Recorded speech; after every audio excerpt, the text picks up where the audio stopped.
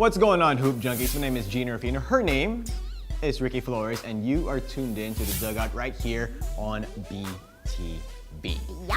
Now that we're heading towards the tail end of the NBA regular season, you know, the battle for the top seeds, the number 1, number 2, number 3, number 4 seeds in the Western Conference and the Eastern Conference are starting to heat up. Yes. Well, at least in the West, because in the East, we already know it's going to be 1 and 2 anyway. Yeah.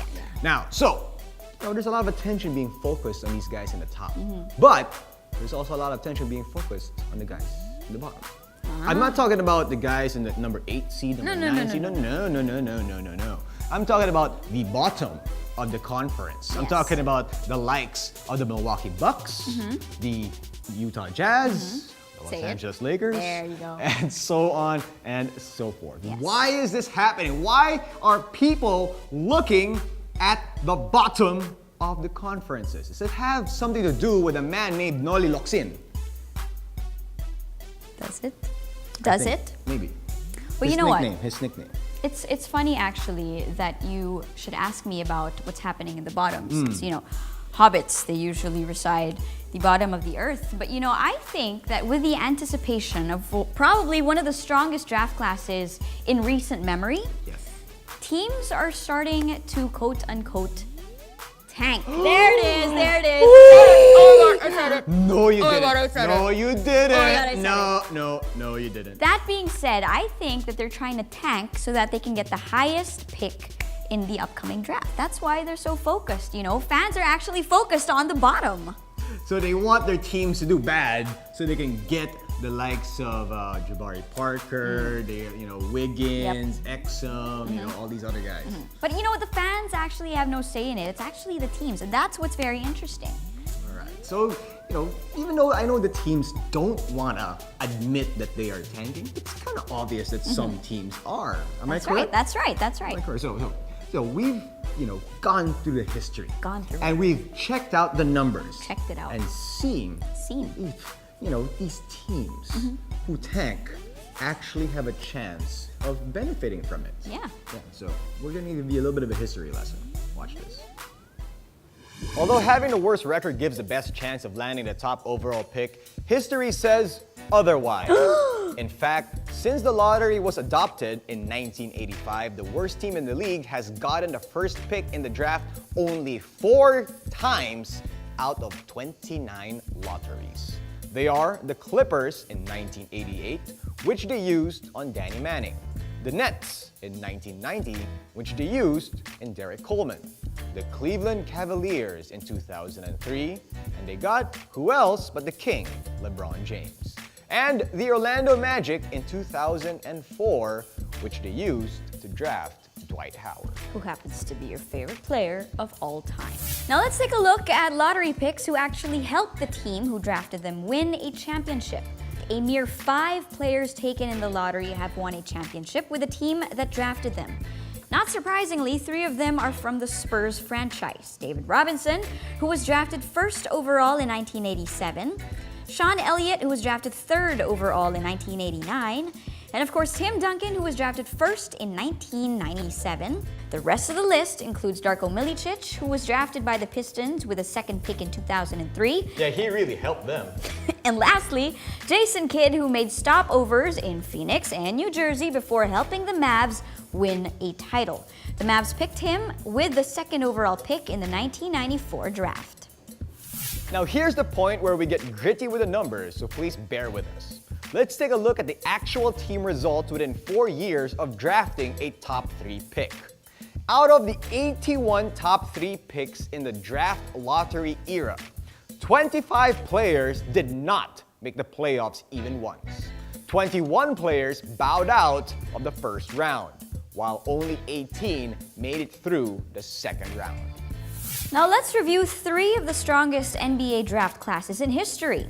Let's start with the 1984 NBA draft. Only half of the top 10 picks eventually became an NBA All-Star, while the most notable name who fell out of the lottery pick is NBA Hall of Famer John Stockton, who was selected 16th overall.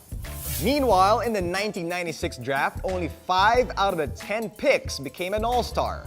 6 players who were drafted after the 10th pick made the All-Star game at least once. They are none other than Peja Stojakovic, Steve Nash, Jermaine O'Neal, Zydrunas Ilgauskas, Big Ben Wallace, and of course, Kobe Bean Bryant. And lastly, let's take a look at the 2003 NBA Draft. Again, only half of the top 10 picks made it to at least one All-Star game. Meanwhile, fellow All-Stars David West, Josh Howard, and Mo Williams were selected outside the lottery. So, Ricky Flores, Yo. Battle of the Tank.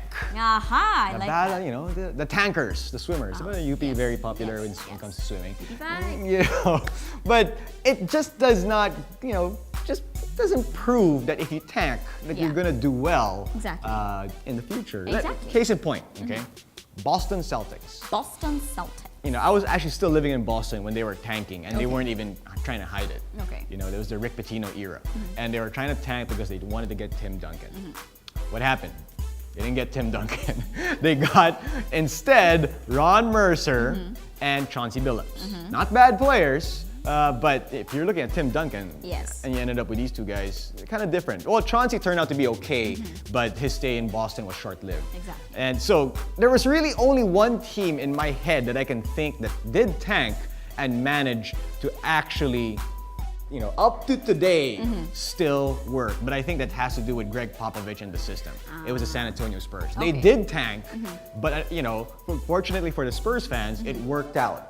But that's not the norm. Usually, not, it's if you really tank, it's not gonna work. And like tanking is really, really dangerous, especially come draft time. You need a lot of luck. Like luck plays a huge role, and now that we're throwing teams out there, case in point, the Portland Trailblazers. You know, here they are. They drafted Greg Oden, and look what happened. Sam Bowie. Well, they didn't tank to get Sam Bowie. They just really sucked that year. And they passed on Michael Jordan. Terrible. How terrible. How terrible. This whole drafting thing. You need a lot of luck. You need a lot of luck for the draft. I mean, there's so many, you know, things the things fall into play. Of course, you don't know how good these players are really going to be in the Exactly. NBA setting. I mean, there's very few players out there who you know are NBA ready right off the bat, like a, let's say, LeBron James, Yeah. or maybe even a Dwight Howard. You know, even Kobe Bryant. You didn't know how good he was going to be. That's why Yeah. he was passed. Exactly. He was not in the top 10 when they were choosing him. So there's a lot of things that play into a factor. And so you look at this draft right now with Parker, with Wiggins, with Exum, and you know all these other great talents. We'll see. We'll see what has, because yeah, it's deep. You know, on paper it looks deep, Yes. but are they NBA ready? And that's That what makes is the it so question. interesting. That's what makes this entire game so exciting, is because you never really know until it happens. You can never can tell. You can never can tell. You can never can tell. The final buzzer has sounded in this episode of The Dugout. Hope you guys learned a thing or two, maybe not.